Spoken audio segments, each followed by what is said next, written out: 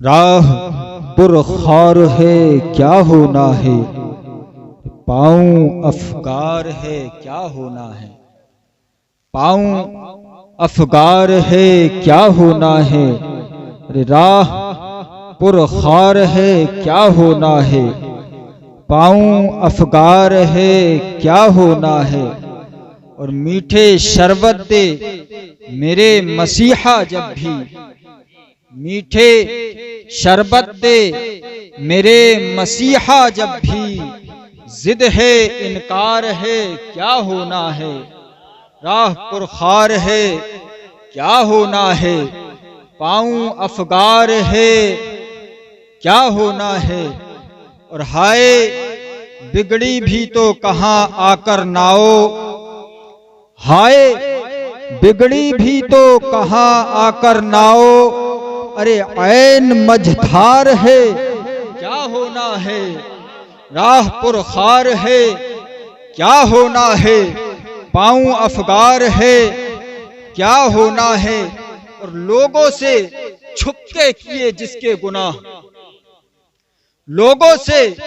چھپ کے کیے جس کے گناہ، ارے وہ خبردار ہے کیا ہونا ہے،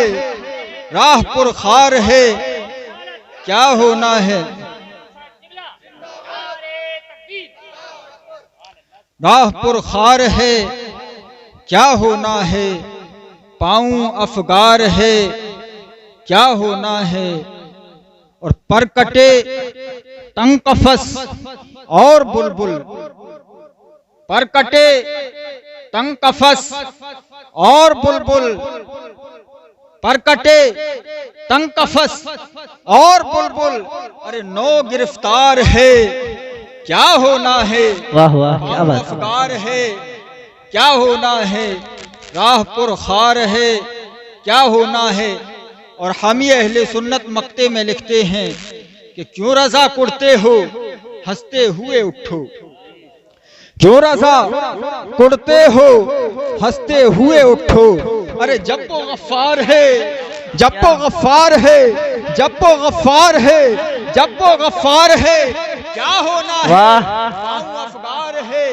کیا واہ کیا ہونا بات ہے، ہے، راہ پرخار ہے کیا ہونا ہے۔ آئیے حضرات آگے کچھ عرض و معروض سے پہلے ایک مرتبہ نبی کی بارگاہ میں درود و سلام کا نذرانہ پیش کر لیجیے، پڑھیے بابا سے بلند، اللہم صلی علی سیدنا و شفیعنا و مولانا محمد مبارک وسلم، صلو علیہ صلاۃ و سلام علیک یا رسول اللہ حبیب اللہ نبی اللہ صلی اللہ تعالی علیہ وسلم۔ درود پاک کے تعلق سے ایک روایت، اس سے پہلے مولا پاک پروردگار جس مرحومہ کے لیے اس محفل کا انعقاد کیا گیا ہے، مولا مرحومہ کے صغائر کبائر گناہوں کو معاف فرمائے،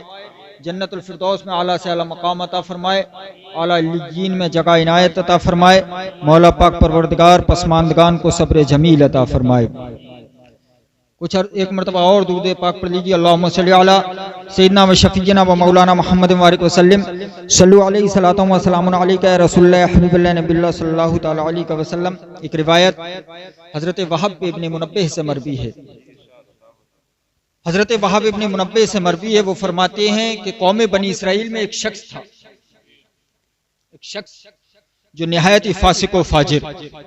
بڑا گناہگار، بڑا خطاکار، بڑا سیاہکار تھا، پورے 200 سال تک اس نے رب کی نافرمانی کی تھی۔ کتنے زور سے بتائیں پیچھے والے، کتنے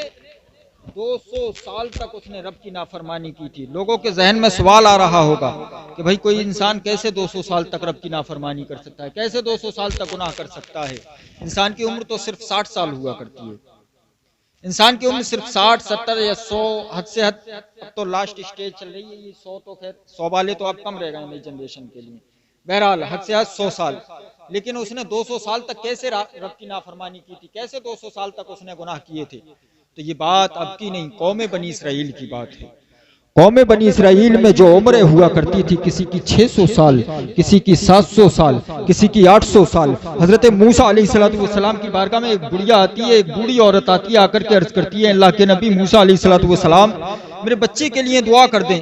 میرا بچہ ختم ہو گیا ہے، اور صحیح طریقے سے ابھی اس نے دنیا بھی نہیں دیکھی تھی، نوجوان ہی تھا، صحیح طریقے سے ابھی اس نے دنیا نہیں دیکھی تھی. اے موسیٰ علیہ السلام آپ میرے بچے کے لیے دعا کر دیجیے، میں بڑا پریشان ہوں، میں بڑی مصیبت میں ہوں، میرا نوجوان بچہ انتقال کر گیا ہے. حضرت موسیٰ علیہ السلام نے ارشاد فرمایا، اے بوڑھی یہ تو بتا آخر کتنے برس کا تیرا بیٹا تھا، کتنے سال کا تیرا بچہ تھا، کتنے سال کا تیرا نوجوان تھا. تو وہ بوڑھی عورت کہتی ہے، اے موسیٰ ابھی تو صرف 300 سال کا تھا، صرف 300 سال کا تھا. حضرت موسیٰ علیہ السلام نے ارشاد فرمایا، اے بوڑھی 300 سال کا تھا، ایک وقت وہ ہوگا کہ لوگوں کی عمریں صرف 40 50 یا 60 سال ہوا کریں گی. تیرے بچے نے تو 300 سال جی بھی لیا اور تو کہہ رہی ہے کچھ نہیں دیکھا. 300 سال جی لیا، تو کہہ رہی ہے کچھ نہیں دیکھا. ایک وقت وہ آئے گا کہ لوگوں کی عمریں صرف 60 سال ہوا کریں گی، 50-60 سال ہوا کریں گی. میں عرض یہ کر رہا تھا، اس نے پورے 200 سال تک رب کی نافرمانی کی تھی. قوم بنی اسرائیل میں نے بتا دیا آپ کو کتنی عمریں ہوا کرتی تھی. اب اس کی موت کا وقت قریب آتا ہے، اس کے انتقال کا وقت جب قریب آتا ہے، وہ اس دنیا سے جب پردہ کر جاتا ہے، اس دنیا سے جب چلا جاتا ہے، اس دنیا سے جب کوچ کر جاتا ہے، اس دنیا سے جب وہ چلا جاتا ہے، جب وہ مر جاتا ہے. قوم بنی اسرائیل نے کیا یہ، جب وہ مر گیا اس کے لاشے کو اٹھاتے ہیں. اس کے لاشے کو اٹھانے کے بعد ایک قوم کے کوڑے کے ڈھیر پر لے جا کر کے ڈال دیتی ہے. وہ قوم اپنے یہاں کوڑے کے ڈھیر پر اس کے لاشے کو لے جا کر کے ڈال دیتے ہیں. کوڑے کے ڈھیر پر اس کے لاشے کو، اس کی لاش کو، اس کے مردہ بدن کو لے جا کر کے ڈال دیا ہے. حضرت موسیٰ علیہ السلام کی طرف وحی نازل ہو جاتی ہے، اے موسیٰ جاؤ، فلاں ہمارے بندے کو، تمہاری قوم نے، تمہاری امت نے ہمارے بندے کو، ایک نیک بندے کو، ایک بڑے اچھے بندے کو، ایک بڑے نیک بندے کو اٹھایا ہے، اٹھا کر کے کوڑے کے ڈھیر پر ڈال دیا ہے. اے موسیٰ جاؤ ذرا جاؤ اور اس کی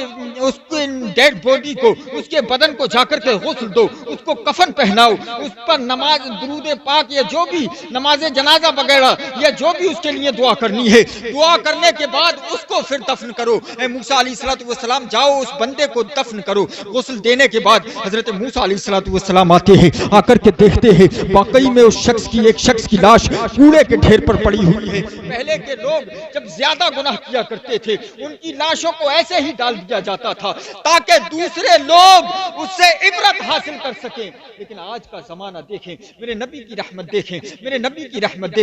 نبی کیسے دنیا میں رحمت بن کر کے تشریف لائے ہیں. آج چاہے کوئی کتنا ہی گناہگار کیوں نہ ہو، اس کی لاش کو اس طریقے سے نہیں ڈالا جاتا ہے، اس کی لاش کو ایسے ضائع نہیں کیا جاتا ہے، اس کی لاش کو ایسے ہی نہیں ڈالا جاتا ہے، بلکہ چاہے گناہگار ہو، چاہے عبادت گزار ہو، چاہے نیک ہو، چاہے بد ہو، چاہے اچھا ہو، چاہے برا ہو، کوئی بھی ہو، جیسے اچھے کو غسل کفن دفن کرتے ہیں ویسے ہی برے کے ساتھ کیا جاتا ہے. میرے نبی کی رحمت دیکھیں، ایسے ہی اس کے ساتھ کیا جاتا ہے. جیسے اچھے کے ساتھ کیا جاتا ہے ویسے ہی برے کے ساتھ بھی کیا جاتا ہے. میرے نبی کی رحمت دیکھیں. قوم بنی اسرائیل میں کوئی شخص، روایتوں میں آتا ہے کہ کچھ شخصوں کو تو قوم بنی اسرائیل کیا یہ کرتے تھے کہ اگر کوئی زیادہ گناہگار ہوا کرتا تھا اس کے پیروں میں رسی باندھنے کے بعد اس کو کڑھیڑتے ہوئے روڈ پر لے کر کے جاتے تھے، سڑک پر کڑھیڑتے ہوئے لے کر کے جاتے تھے. اور وہ اس لیے لے کر کے جاتے تھے تاکہ دوسرا کوئی گناہ کرنے والا اس سے عبرت حاصل کر سکے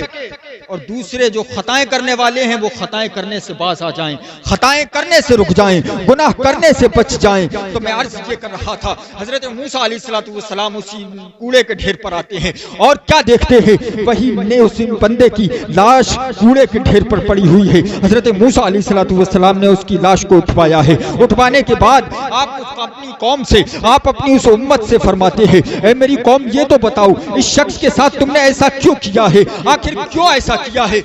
لوگ کہتے ہیں اے موسیٰ علیہ السلام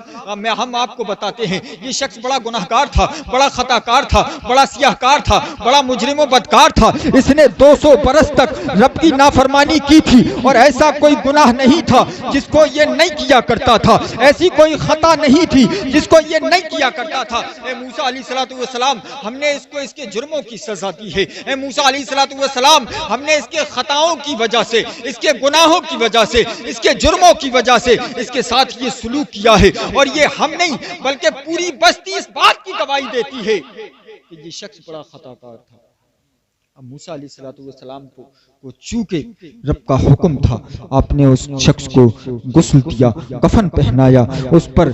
فاتحہ وغیرہ، اس پر جو بھی کچھ دعا وغیرہ کرنی تھی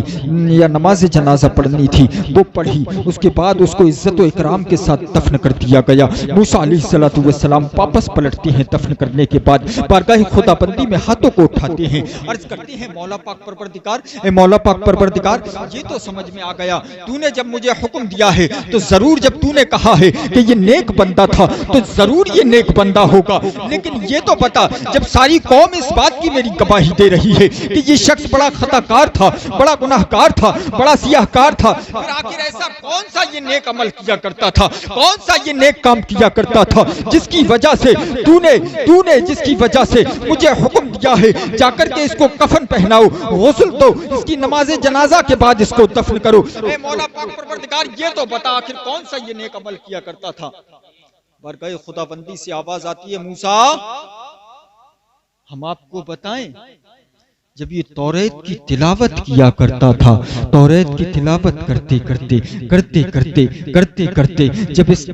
جب یہ پڑھتے جب میرے محبوب کے نام پر جب یہ آیا کرتا تھا تو میرے محبوب کے نام کو، اس توریت کو اٹھاتا تھا، اٹھانے کے بعد چوم لیا کرتا تھا، چومنے کے بعد اپنے ماتھے سے لگاتا تھا، اپنی آنکھوں سے لگاتا تھا، اپنے سینے سے لگاتا تھا اور میرے حبیب پاک پر درود پاک پڑھا کرتا تھا۔ سبحان اللہ، سبحان اللہ۔ یہی وجہ ہے کہ ہم نے اس کی 200 سال کی خطاؤں کو معاف فرما دیا ہے۔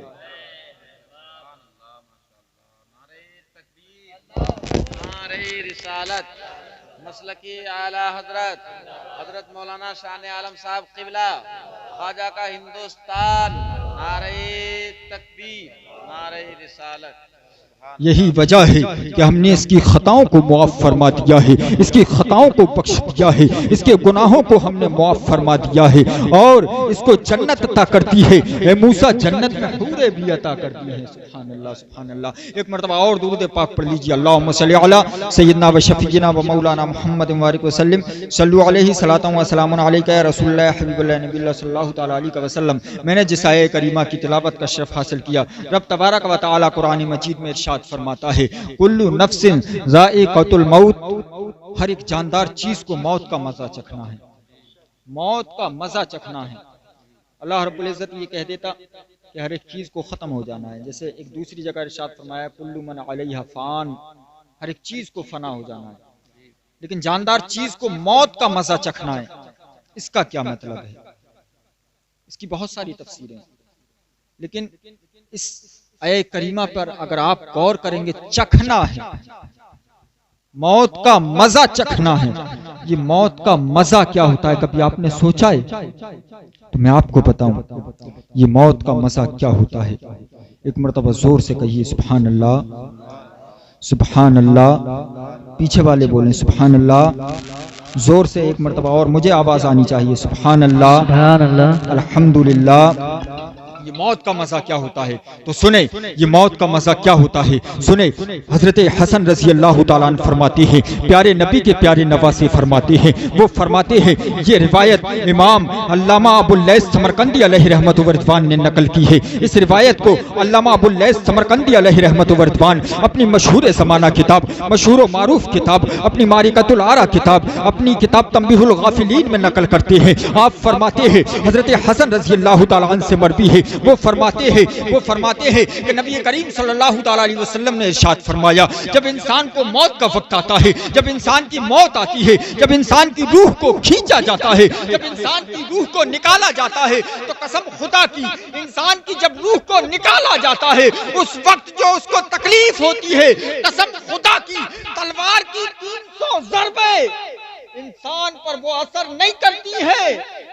جتنی تکلیف انسان کو موت کے وقت ہوا کرتی ہے۔ اللہ اکبر۔ تلوار کی 300 ضربیں، تلوار کے 300 زخم، وہ اثر، وہ تکلیف نہیں دیتے ہیں جتنی تکلیف انسان کو موت کے وقت ہوتی ہے، کبھی ہم نے سوچا ہے، کبھی سوچا ہے اس طرف، کبھی سوچا ہے کہ ہمیں بھی موت آنی ہے، ہمیں بھی اس دنیا سے جانا ہے، ہمیں بھی اس دنیا سے ختم ہو جانا ہے۔ بس آپ سوچتے ہیں، آپ کے سامنے بہت سارے جنازے اٹھائے جاتے ہیں، دفن کر دیے جاتے ہیں۔ میں آپ کو بتاؤں، اللہ رب العزت چاہتا ساری دنیا کو ایک ساتھ پیدا کرتا، ساری دنیا کو ایک ساتھ ختم کر دیتا، ایک کے بعد ایک نمبر کا مطلب یہ ہے، کل یہ تیرے گھر سے گیا ہے، آج یہ تیرے گھر سے گیا ہے، کل تیرا نمبر ہے، آج یہ دنیا سے گیا ہے، کل تیرا نمبر ہے۔ اس وجہ سے رب تبارک و تعالی نے اس میں ایک یہ بھی حکمت ہے تاکہ دوسرے لوگ اس سے عبرت حاصل کر سکیں، اس سے سیکھ لے سکیں۔ جیسے اس کا جنازہ اٹھایا جا رہا ہے، کل مجھے بھی اسی طرح سے اٹھایا جائے گا، کل مجھے بھی اسی طرح سے اٹھایا جائے گا۔ کبھی سوچا ہے؟ ایک اور روایت مجھے بڑی پیاری یاد آ رہی ہے، سنیں، حضرت عبداللہ ابن عمرو ابن عاص سے مروی ہے، وہ فرماتے ہیں کہ میرے والد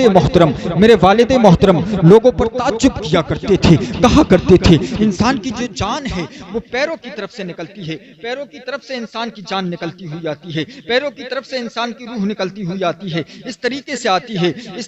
آتی ہے۔ جب انسان کی روح پیروں کی طرف سے نکلتی ہے تو انسان کی زبان بھی سلامت ہے، کان بھی سلامت ہیں، آنکھیں بھی سلامت ہیں۔ حضرت عبداللہ ابن عمرو ابن عاص فرماتے ہیں جب انسان کی زبان، کان، آنکھیں سلامت ہے، پھر انسان موت کی کیفیت کو بیان کیوں نہیں کرتا ہے؟ آپ تعجب کیا کرتے تھے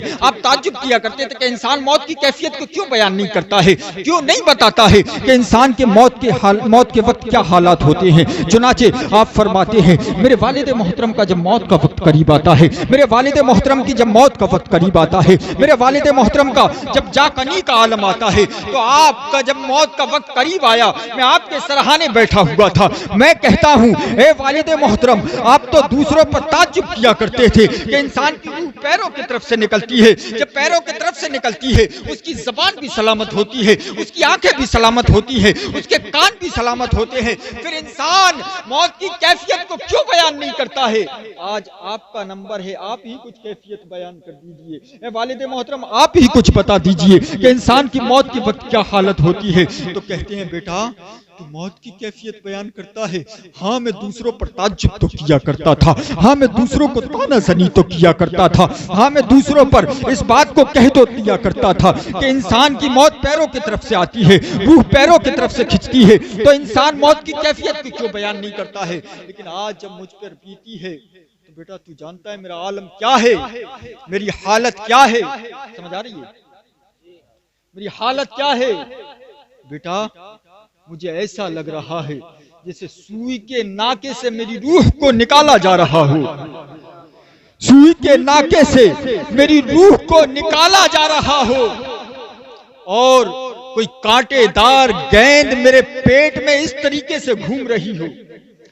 کانٹے دار گیند میرے پیٹ میں اس طریقے سے گھوم رہی ہو۔ اللہ اکبر! اور بیٹا سن، مجھے ایسا محسوس ہو رہا ہے دنیا کے جتنے بھی پہاڑ ہیں، روئے زمین کے جتنے بھی پہاڑ ہیں، روئے زمین کے جتنے بھی پہاڑ ہیں، سب کے سب کا بوجھ میرے کاندھوں پر رکھ دیا گیا ہو۔ بیٹا تو جاننا چاہتا ہے میں دوسروں پر تعجب تو کیا کرتا تھا کہ انسان کی جب موت آتی ہے اس کی کیفیت کیسی ہوا کرتی ہے، تو لیکن آج جب مجھ پر بیت رہی ہے تو سن بیٹا، قسم خدا کی ایسا محسوس ہو رہا ہے کہ ساری دنیا کے پہاڑوں کا بوجھ میرے کاندھوں پر رکھ دیا گیا ہو۔ اور سن بیٹا، مجھے ایسا محسوس ہو رہا ہے کہ زمین و آسمان دونوں مل گئے ہوں اور میں ان دونوں کے درمیان دبا ہوا ہوں۔ اللہ اکبر! یہ کیفیت ہوا کرتی ہے موت کے وقت۔ آج جو ہم کہہ دیا کرتے ہیں جو ہوگا دیکھا جائے گا، آج جو ہم آسانی سے کہہ دیا کرتے ہیں کہ ہاں مرنا تو ہے ہی، ایک نہ ایک دن جانا تو ہے ہی، سب کو مرنا ہے، سب کو چلے جانا ہے، لیکن کبھی سوچا ہے یہ موت کا مزہ کیسا ہوتا ہے؟ کبھی سوچا ہے، کبھی غور کیا ہے؟ اتنا خطرناک موت کا مزہ ہوا کرتا ہے۔ حضرت عبداللہ ابن عمرو ابن عاص فرماتے ہیں کہ میرے والد نے کہا تھا بیٹا مجھے ایسا محسوس ہو رہا ہے کہ زمین و آسمان مل گئے ہوں اور میں اس کے درمیان پسا ہوا ہوں۔ ایک اور روایت علامہ ابو اللیث سمرقندی علیہ رحمت و رضوان لکھتے ہیں، حضرت موسیٰ علیہ السلام کا دور ہے، آپ فرماتے ہیں حضرت موسیٰ علیہ السلام کا دور ہے، ایک شخص آتا ہے آ کر کے کہتا ہے اللہ کے نبی موسیٰ آپ سنائیں مردوں کو زندہ کیا کرتے ہیں، کسی بہت پرانے مردے کو زندہ کر کے دکھائیں، کسی بہت پرانے مردے کو زندہ کر کے دکھائیں۔ حضرت موسیٰ علیہ السلام کہتے ہیں، حضرت موسیٰ علیہ السلام اب اس سے کہتے ہیں چل قبرستان چل، جو سب سے زیادہ پرانی قبر ہو مجھے اس کے پاس لے کر کے چل۔ اب جب حضرت موسیٰ علیہ السلام جاتے ہیں، حضرت موسیٰ علیہ السلام کو وہ سام بن نوح حضرت نوح علیہ السلام کے بیٹے کی قبر پر لے کر کے جاتا ہے، اور لے کر کے جانے کے بعد کہتا ہے اے اللہ کے نبی موسیٰ علیہ السلام آپ اس سے مردے کو زندہ کر کے دکھائیں، آپ اس قبر سے مردے کو زندہ کر کے دکھائیں۔ حضرت موسیٰ علیہ السلام قم بإذن اللہ فرماتے ہیں، حضرت سام بن نوح زندہ ہو جاتے ہیں اور کہتے ہیں کہ قیامت آ گئی، کہا نہیں میں نے اللہ کے حکم سے تجھ کو زندہ کیا ہے، میں اللہ کا نبی موسیٰ ہوں، میں نے تجھے اللہ کے حکم سے زندہ کیا ہے، میں نے تجھے اللہ کے حکم سے زندہ کیا ہے۔ اب سام بن نوح کہتے ہیں، سام بن نوح سے حضرت موسیٰ علیہ السلام کہتے ہیں اے سام بن نوح آپ اپنی کچھ کیفیت بیان کر دیجئے، موت کیسے آتی ہے، کیسے موت آتی ہے، آپ کچھ بتا دیجئے۔ اب اللہ کے نبی موسیٰ علیہ السلام سے سام بن نوح کہتے ہیں اے اللہ کے نبی موسیٰ علیہ السلام آپ جانتے ہیں موت کی کیفیت کیا ہوتی ہے، تو صرف آپ ایک جملے میں سنیں، مجھے آج موت آئے ہوئے، مجھے زندگی سے گئے ہوئے 4000 سال کا زمانہ گزر گیا ہے، قسم خدا کی موت کے وقت جو تکلیف مجھے ہوئی تھی آج بھی وہ تکلیف مجھے ستا رہی ہے، آج بھی وہ تکلیف مجھے ستا رہی ہے۔ اللہ اکبر۔ کبھی سوچا ہے ہم نے موت کا کتنا خطرناک معاملہ ہوا کرتا ہے، بڑی آسانی سے کہہ دیا کرتے ہیں میرے پیارے اتنی آسان بھی نہیں ہے، اتنا آسان بھی نہیں ہے، بڑا خطرناک ماحول ہے۔ اعلیٰ حضرت فرماتے ہیں راہ پرخار ہے کیا ہونا ہے، پاؤں افگار ہے کیا ہونا ہے، بڑا خطرناک معاملہ ہے، بڑا خطرناک مرحلہ ہے۔ آج ہم بڑی آسانی سے کہہ دیا کرتے ہیں، لوگوں موت آنے سے پہلے موت کی تیاری کرو، کہیں ایسا نہ ہو ہم بغیر تیاری کیے ہوئے اس دنیا سے چلے جائیں اور ہمارے ساتھ برا سلوک کیا جائے، ہمارے ساتھ ہم جہنم کے مستحق بنے، ہم جنت کی بجائے جہنم کے مستحق بنے، قبر کے اندر فرشتوں کے ذریعے سے ہم پیٹے جائیں۔ اس لیے موت کی تیاری کرو، یہاں سے جانے سے پہلے موت کی تیاری کرو۔ ایک اور روایت مجھے یاد آ رہی ہے اصلاحی معاشرہ پر، آپ لوگوں کے سمجھ میں آئے غور سے سنیے گا حضرات اس روایت کو۔ حضرت ابن عباس سے یہ روایت مروی ہے، وہ فرماتے ہیں کہ کچھ لوگ میرے پاس آئے اور کہتے ہیں کہ اللہ کے حضرت ابن عباس سے آ کر کے کہتے ہیں کہ ہمارا ایک ساتھی کا انتقال ہو گیا تھا، ہم قبرستان اس کی قبر کو کھودنے کے لیے جب پہنچے، قبر کو کھودا، جب ہم نے قبر کو کھودا، غور سے سنیے گا، قبر کو جب ہم نے کھودا اس کے اندر سے ایک کالا سانپ نکلتا ہے۔ اللہ اکبر، اللہ اکبر، کالا سانپ اس کے اندر سے نکلا۔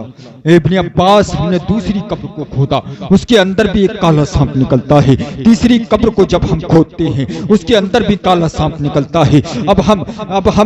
ہم تیسری قبر کو جب کھودتے ہیں اس کے اندر بھی کالا سانپ نکلتا ہے۔ ابن عباس آپ بتائیں کیا کیا جائے، آخر کیا کیا جائے،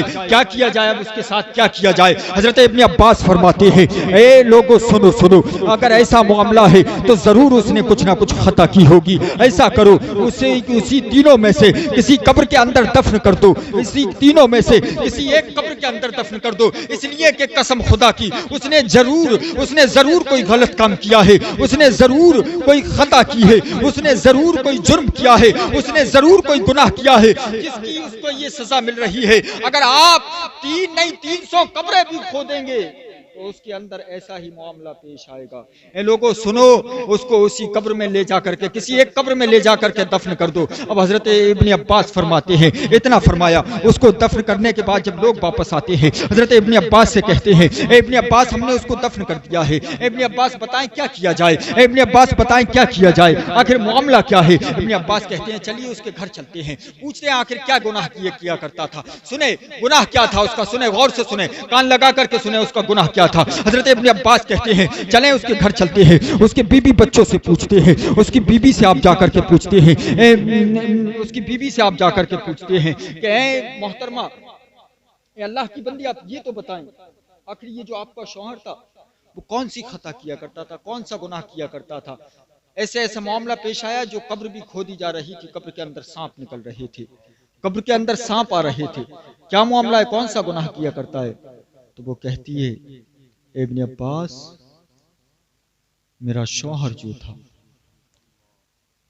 میرے شوہر کرانے کا کام کیا کرتا تھا،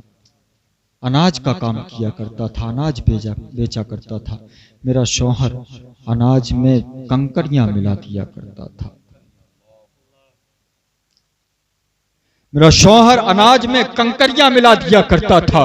اور اس کنکریوں کو ملانے کے بعد میرا شوہر اس اناج کو بیچا کرتا تھا، میرا شوہر کا یہی معمول تھا۔ اے ابن عباس، شاید یہی وجہ ہے اللہ رب العزت نے اسے یہ دن دکھایا ہے، یہی وجہ ہے اب وہ لوگ اس سے عبرت حاصل کر سکے جو اللہ رب العزت کی پیدا کردہ اناج میں دوسری چیزوں کو ملاتے ہیں، خاص طور پر گاؤں کے لوگ اپنے بھینسوں کے دودھ میں جو پانی ملاتے ہیں وہ اس سے سبق حاصل کر سکیں ان کے ساتھ کیا معاملہ پیش آئے گا۔ جو لوگ بھینسوں کے دودھ میں، اپنے جانوروں کے دودھ میں پانی ملاتے ہیں اور اس کو بیچا کرتے ہیں، ان کے ساتھ کیا معاملہ پیش کیا جائے گا۔ اے لوگو، یہ پیسے تو چند دن چلیں گے، گناہوں کا بوجھ جو گٹھری ہوگا وہ ہمیشہ انسان قبر کے اندر لے کر کے جائے گا، اس کے ذریعے سے سزا پائے گا۔ یہ زبان ہے، اس زبان کے ذائقے کے چکر میں آپ جانتے ہیں، اس اولاد کے چکر میں آپ جو لوگوں سے دغا کرتے ہیں، آپ جو لوگوں سے جھوٹ بولتے ہیں، آپ جو لوگوں کے ساتھ فراڈ کیا کرتے ہیں، انہی آس اولاد کے چکر میں جانتے ہیں آپ کے انتقال کے بعد 40 دن نہیں گزریں گے، اس سے پہلے آپ کے اگر 4 بیٹے ہیں تو یہی بیٹے آپ کو انتقال کیے ہوئے ابھی 40 دن بھی نہیں گزرے ہوں گے، آپ کا 40واں بھی نہیں ہوا ہوگا۔ یہی بیٹے آپ کی اسی زمین جائیداد کو جو آپ نے فراڈ پن کر کے اپنے بچوں کو کمائی ہوگی، جو دولت آپ نے فراڈ لوگوں کے ساتھ کر کے جو اپنے بچوں کے لیے دولت جوڑی ہوگی، اسی دولت کے لیے یہ لڑتے ہوئے جھگڑتے ہوئے نظر آئیں گے۔ کبھی سوچو اس اولاد کے لیے اگر آج ہم حرام کام کر کے دولت اکٹھا کر جائیں، بتائیں،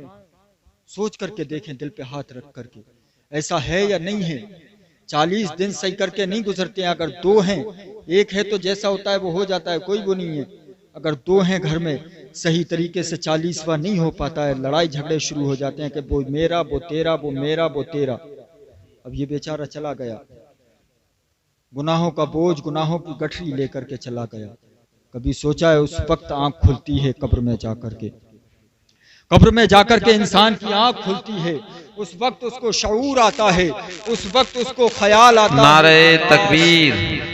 نعرہ رسالت، مسلک اعلی حضرت علماء اہل سنت، خواجہ کا ہندوستان، خواجہ کا ہندوستان، نعرہ تکبیر، نعرہ رسالت۔ بس 2-3 منٹ اور ایک اور روایت، اس روایت کو علامہ ابواللیث سمرقندی اپنی تنبیہ الغافلین میں نقل فرماتے ہیں۔ وہ لکھتے ہیں کہ ایک شخص رہا کرتا تھا، غالباً بغداد کا واقعہ ہے، بغداد میں ایک شخص رہا کرتا تھا، اس کی بہن کا انتقال ہوا، عورتوں کے تعلق سے خاص طور پر اس کی بہن کا انتقال ہوا۔ وہ دفن کرنے کے بعد جب واپس آتا ہے،